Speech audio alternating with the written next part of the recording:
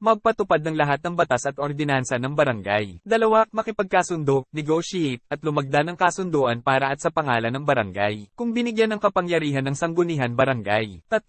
Magpanatili ng kaayusan pangmadla ng barangay. 4. Tumawag at mamuno sa mga senador sayo ng barangay. 5. Magtalaga o magpalit ng ingat yaman, kalihim at iba pang itinalagang opisyal ng barangay. 6. Magtatag ng isang emergency group kung kinakailangan. 7. Maghanda ng taunang budget na tagapagpaganap, executive budget at karagdagan budget, supplemental budget, ng barangay. 8. Magpatibay ng mga voucher na may kaugnayan sa pagbabayad ng pondo ng barangay. 9. Magpatupad ng mga regulasyon para pigilan ng polusyon at pangalagaan ng kapaligiran. 10.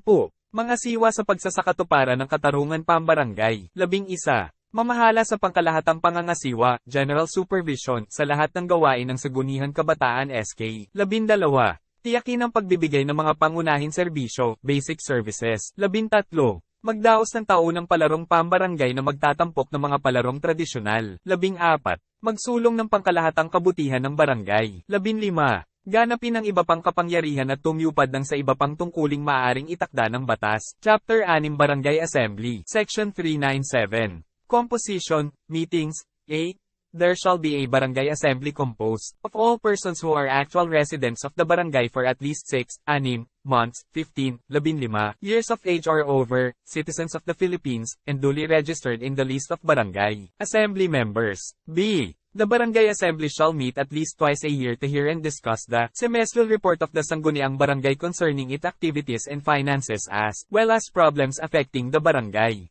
Its meetings shall be held upon call of the punong barangay or of at least 4 members of the Sangguniang Barangay, or upon written petition of at least 5% of the assembly members.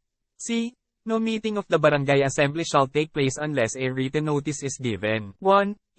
Week prior to the meeting except on matters involving public safety or security, in which case notice within a reasonable time shall be sufficient. The punong barangay, or, in his absence, the Sangguniang Barangay member acting as punong barangay, or any assembly member selected during the meeting, shall act as presiding officer in all the meetings of the assembly. The barangay secretary, or in his absence, any member designated by the presiding officer to act as secretary, shall discharge the duties of secretary of the barangay assembly.